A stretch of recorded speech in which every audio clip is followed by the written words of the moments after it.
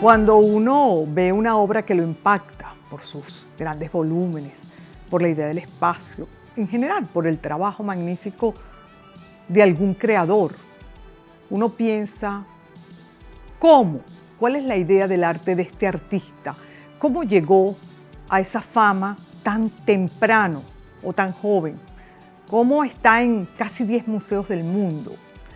Y uno quiere saber más del cambio de era, cómo impacta la tecnología, cómo empezó. Bueno, de eso vamos a conversar hoy con nuestro gran artista plástico, Elías Crespin, que como ustedes saben, es famosísimo a partir de sus grandes obras en los museos como en el de Texas o en el Louvre más recientemente, y sobre todo que es un ingeniero, es un experto en tecnología y un artista plástico venezolano.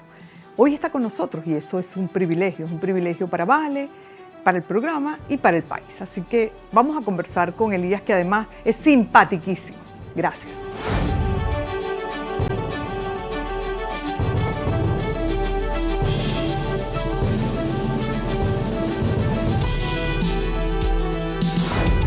Elías, qué placer tenerte en el país primero, es tu país, pero tenerte de vuelta, y en el canal, para que compartas con nuestra audiencia. Estoy segura que todos estarán felices de tener a Elías Crespin al menos unos minutos conversando sobre lo que tú haces, sobre tu idea del arte.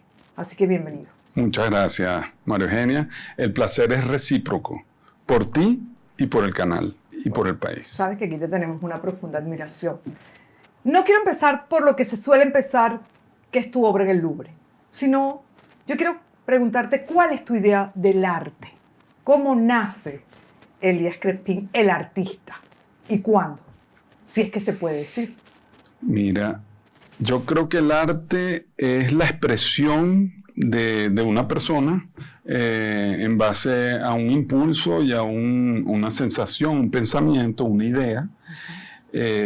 Las ideas las tenemos cada uno adentro y sabemos de qué se trata una idea una vez que la tenemos y la desarrollamos un poquito mentalmente. Pero ¿cómo se la vamos a hacer ver a los demás si no es materializándola, expresándola, bien sea en palabras, es una manera, por supuesto, pero sobre todo fabricando y haciendo realidad esa idea? Para mí un artista es un realizador de ideas. Esas ideas tú las plasmas en función del tiempo, del volumen, del espacio. Sí, que son conceptos físicos o físico-matemáticos. A eso iba, tú eres matemático, eres un experto, un ingeniero en computación, correcto, pero eres fundamentalmente artista, eso es obvio. Y un artista ya de un gran, no solo de una gran trayectoria, sino de un gran relieve internacional. Por eso digo, ¿cómo mezclas todo? La influencia materna, paterna de matemáticos, los abuelos, artistas, entre ellos Gego, la gran Gego. Sí, podemos enumerar todas esas cosas, pero como yo estoy dentro de mí y me sucede a mí, a veces no me doy cuenta de todo eso, ¿no? Me tengo que analizar un poco y darme cuenta de cuáles podían ser esos factores principales, porque uno es la combinación de todo lo que ha vivido en la vida hasta el momento, ¿no?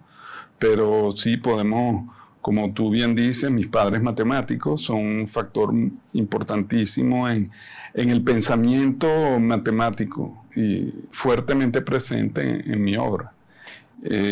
Mis abuelos artistas, pero mis abuelos empresarios también, mis amigas bailarinas en su momento y mi admiración por Danza Hoy, claro, que en una época de mi juventud estuve muy cercano a todas las presentaciones de Danza Hoy, iba a todas. Son danzas, movimientos abstractos que producen emociones, que tienen ideas y expresiones, y todo eso se conjuga en el impulso de querer hacer mi obra en algún momento y después todo un desarrollo, un proceso de investigación, de experimentación, de cometer errores, y corregirlos, mejorar, que da como resultado la obra funcionando. Como la obra o las obras son tan grandes y no las podíamos traer con él, pues mientras conversamos y mientras ustedes lo escuchan, lo que aprecian en nuestras pantallas son justamente algunas de sus obras que por gentileza nos trajo los videos. Así que no está la obra física, pero está. Tú estás en grandes museos del mundo. Generalmente la gente te asocia al Louvre, porque quizás es lo que más ha sonado, el primer latinoamericano, ok. Pero has estado en otros y estás en otros museos, por ejemplo en el de Houston, ¿no? Es correcto. ¿Cuál es el primer museo en el que se instala una obra tuya? En el Museo de Houston, justamente. Sí. Aunque tengo también una obra en la Fundación SIFO, pero realmente no es un museo. Es más un centro de arte museal, una colección privada. Así que museo, gran museo, el Museo de Houston, aunque en el 2005, yo participé en un Salón Michelena y gané un premio con mi segunda obra. Y eso era un premio adquisición y entonces pasó a ser parte del patrimonio del Ateneo de Valencia. Claro, que tenemos aquí también. Correcto, en el Gran Palais.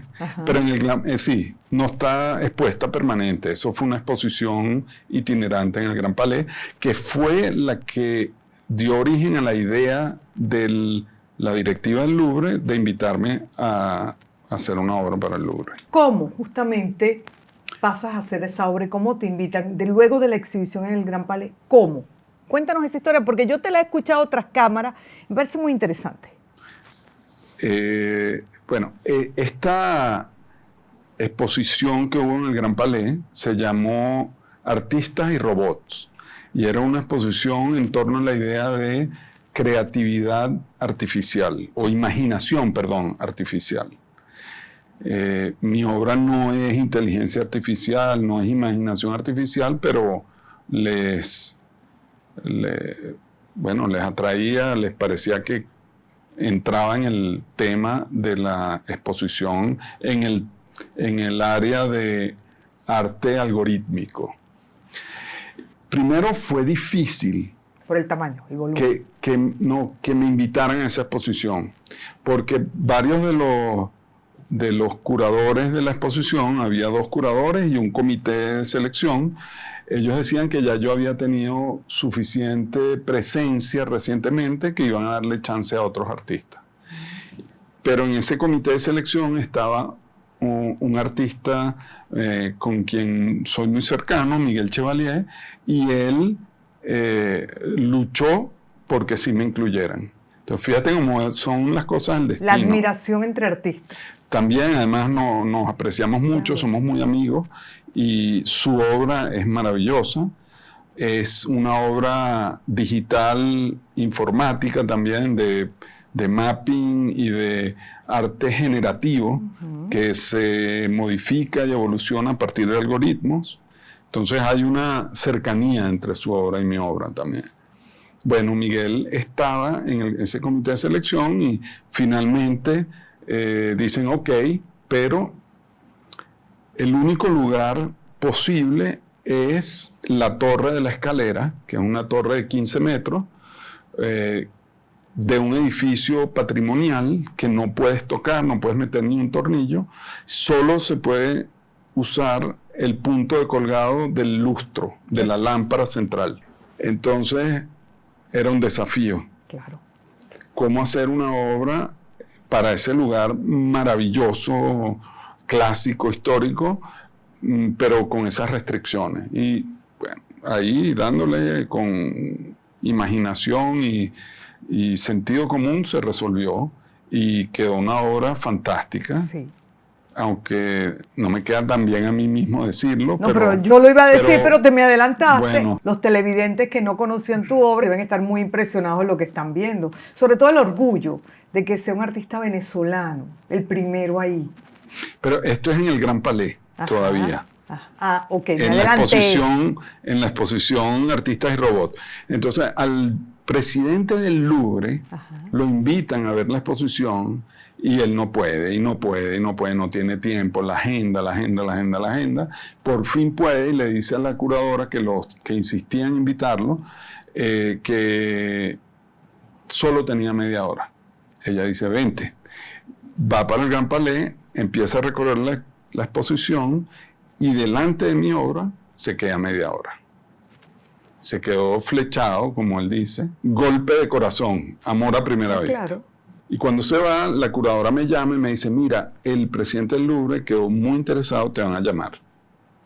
Yo, bueno, vamos a ver si me llaman, porque esas promesas y después nos llaman, no es solo aquí, ¿eh? En todas partes. Pues me llamaron.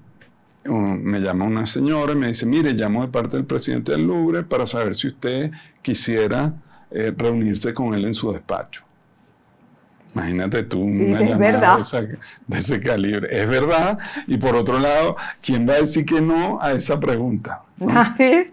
Entonces sí, quedamos en reunirnos, me reuní con ellos. Él tenía una carpeta con mi expediente, currículum y historia, biografía, y me dice que quedó maravillado, que lo que hago con el volumen y con el espacio y con el tiempo es maravilloso, que quedó fascinado, que para él, que es arqueólogo especialista en objetos griegos. Qué interesante. O sea, especialista en el arte clásico. Que era de grandes volúmenes. De grandes volúmenes. Y claro. me dice, para mí, de los artistas contemporáneos, tú eres el más clásico de los contemporáneos. Por los volúmenes. Sí, y por cómo... El manejo del tiempo, el volumen. Y la geometría. Claro. Qué interesante. Y me propone que imagine una obra para que esté permanente en el museo.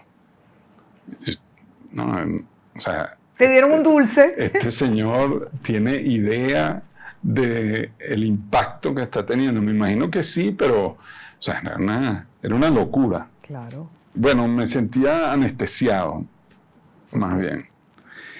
Y le pregunté, dentro de mi estado un poco adormecido, le pregunté cómo hacíamos. Me dijo, bueno, ven al museo, recorre las galerías del museo y proponnos dónde puede ir una obra. Entonces empezó... Libertad total. Un recorrido. Eso tengo que reconocer que fue increíble. A pocas veces se le da a un artista esa libertad total. Correcto. Y eso es lo que debiste valorar más. No te pusieron limitaciones a tu talento. Te digo, eso ocurre mucho en Francia. Sí, después hay limitaciones técnicas, limitaciones de ubicación. Es un monumento histórico. Pero en primera instancia te dan libertad, una libertad increíble. Claro. Entonces yo recorría la Gran Galería o el espacio donde está la Victoria de Samotracia, y aunque no eran los lugares que yo quería, porque ya tienen su presentación cerrada, están completos, no voy a agregar, no voy a contaminar ese lugar con una obra, por muy buena o menos buena que sea, pero sería contaminar la perfección que hay allí. Tú necesitas tu espacio propio. Sí, y él lo entendió. Y que no fuera, no, pero esto era yo solo, esto era mi reflexión. No, pero cuando te dijo a ti que escogieras. Claro, él se imaginó que no me iba a poner con excentricidades tampoco. Y es que yo sentía que tenía que respetar lo que en el museo estaba. ¿Cuánto tiempo hecho. te tardó hacer esta obra? Un año. Bueno, vi varios lugares, tenía 2 principalmente seleccionados, pero uno era el favorito, que era este lugar donde está ahora, que cuando lo vi me pareció increíble que me fueran a permitir instalar mi obra ahí. Igual seguí para adelante, pero había una sensación de no puede ser. ¿Y si pudo ser? Sí, y ese miedo de que a lo mejor hay una razón que yo no veo que impida que se haga. Pero no, ahí está. Un año de tu trabajo, Sí, de tu tiempo. un año y bueno, Y un tanto la éxito parte total. creativa, artística en sí mismo, como todo el aspecto técnico y logístico y de coordinación con equipos del museo, que es un ministerio, es enorme. Y estás Y en un palacio, es una están obra. los de la electricidad, los de ingeniería, No puedes los de tocar aquí. conservación, los de historia, los administrativos, los financieros, todo eso. El peso de había la que obra. generarlo. Sí, claro. Y fue un proceso de un año en planos primero, después ejecución de la obra en sí, después ejecución de la instalación, que tenía su complicación también, y ahí está. Ahí está y ahí estará de por vida. Ahora, ¿en qué estás trabajando? Porque me imagino que tienes miles de proyectos y algunos ya estás en la práctica. Sí. Si los puedes decir, sí, no sí, sé. sí. Bueno, un proyecto, desde el punto de vista de novedad de obras de arte, estoy trabajando en un aspecto no muy visible de la obra, que es el software, y haciendo evolucionar un poco el software para hacerlo más robusto y más flexible. Por ejemplo, de cosas de interacción de usuario con la aplicación que controla la obra, que hasta ahora se había manejado, las unidades de movimiento eran los pasos, que es la unidad mínima de movimiento, era el paso. Entonces, 5.000 pasos eran como 10 centímetros. Siendo ingeniero en computación, ¿te permitió adelantarte al cambio de era? Porque estamos viviendo un cambio de era. Las inteligencias impactan el arte como impactan todo de la vida. Sí, un poco. De alguna manera tú tienes algunas herramientas más cercanas a la tecnología que pueden tener otros artistas. Sí, pero hoy día ya hay bastantes artistas con tecnología, con cercanos. No todos, hay muchos que no, pero hay muchos que sí también. De hecho, en este momento estoy participando en una exposición en Arabia Saudita, en Riyadh, en un museo que se llama Diriyah, que es la zona de Riyadh donde está el museo, Diriyah Art Futures, futuros de arte de Diriyah. ¡Qué maravilla! Y es una versión actualizada de la exposición del Gran Palais, qué bien, de artistas y robots. Entonces, son solo obras basadas en computadoras y en algoritmos. ¿Ves? Muy interesante. El cambio del mundo, de la era. Y bueno, tengo 2 obras allí en exposición. Y la obra del Gran Palais, la que vio el director del Louvre en el Gran Palais, terminó en un museo también en Kansas City. Muy bien. Un museo que se llama Nelson Atkins, es un gran museo, sí, claro, maravilloso, diseñado por un arquitecto especialista en museos y en luz, en simplicidad, en volúmenes y espacio. Entonces la obra se siente muy contenta ahí. ¿Y tú también? Sí. Y eso además te da una permanencia en el tiempo. Cuando la obra de un artista está no en un museo, sino en varios, sabes que vas a perdurar en el tiempo. No es que yo menosprecie una galería o una colección privada, sino que un museo te garantiza eso en el tiempo. Son aspectos distintos de la vida de una obra. Claro. El de la galería o el coleccionismo y el de la institución museal. La mayoría de los artistas aspiran llegar a algún museo. Sí. ¿En cuántos estás tú ya? Además, a una edad muy joven. Sí, no, como 4 o 5. El Museo de Bellas Artes de Buenos Aires, Museo de Kansas City, Nelson Atkins, el Museo de Bellas Artes de Houston, el Museo del Louvre. Aquí.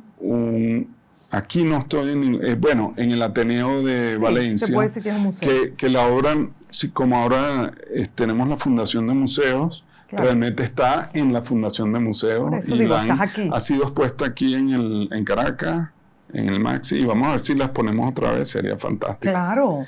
Hay un museo en Alemania que se llama el Pequeño Museo, Das Kleine Museum, en una ciudad muy pequeña en el este de Alemania, en Weissenstadt, donde tienen una obra mía. Y no sé si me estoy olvidando de alguno, me disculpa el museo. Pero tienes casi 10 obras en museos. lo cual es notable. Para mí perdurarás en el tiempo y tu obra la podrán apreciar.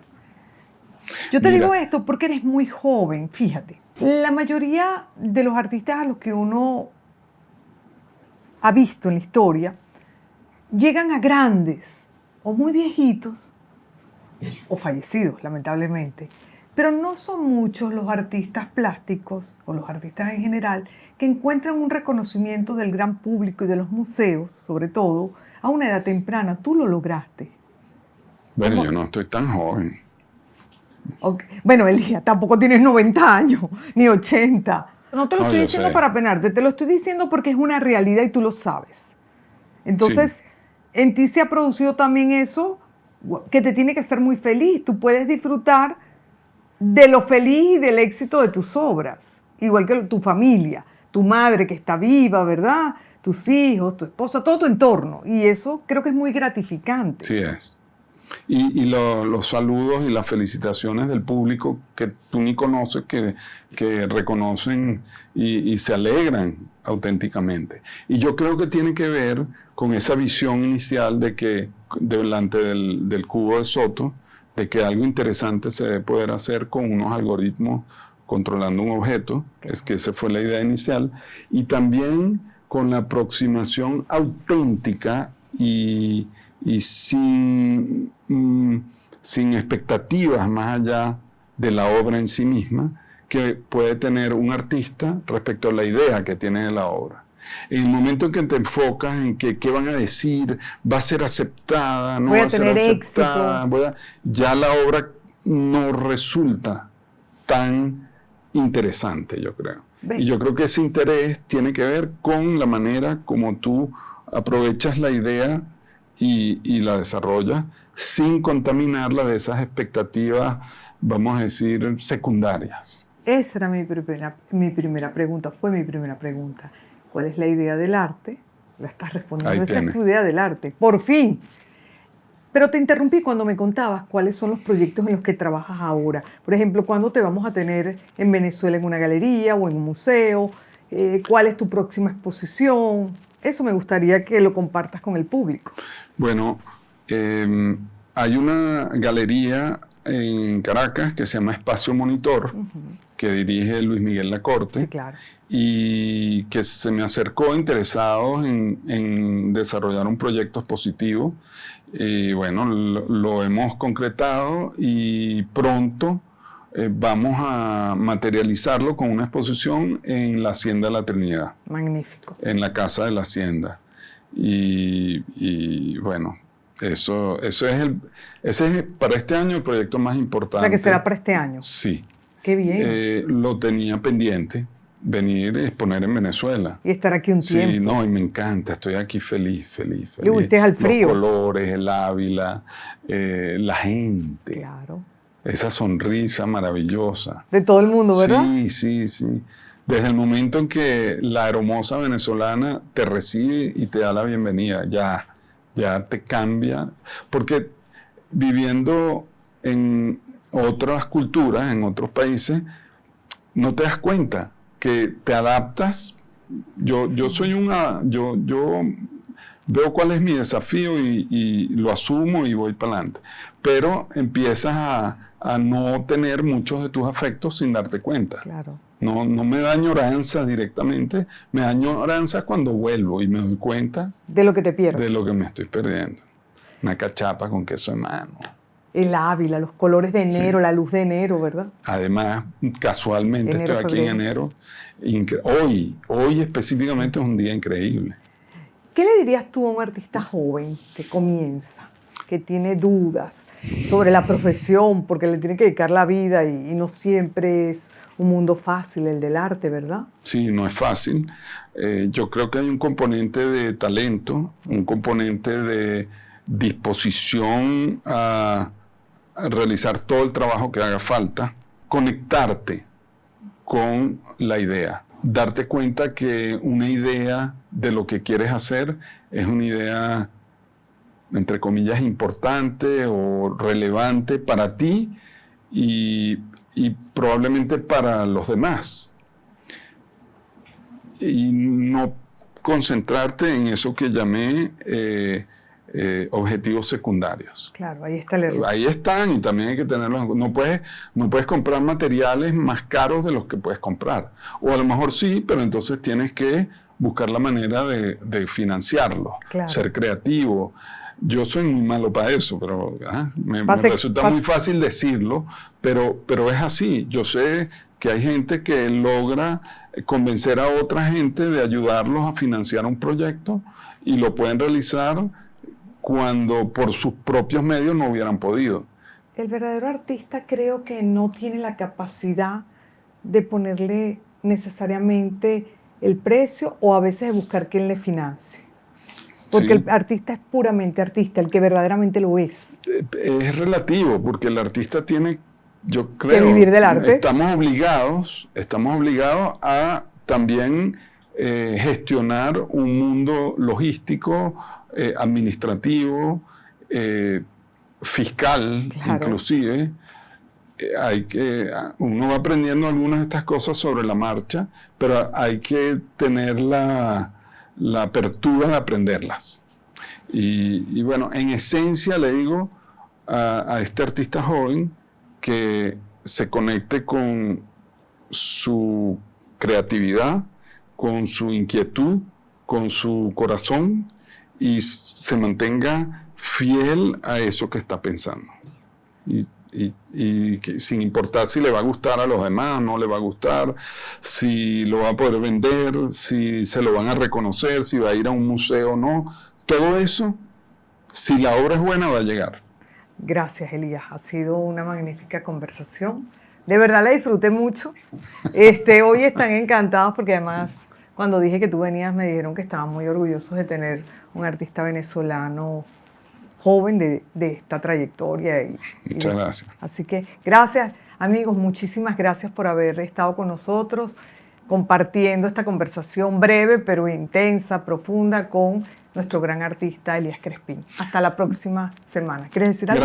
Gracias a ti, María Eugenia, a todo tu equipo, y nos vemos pronto en la Hacienda de la Trinidad. Si Dios quiere. Así que, amigos, hasta la próxima. Gracias por acompañarnos.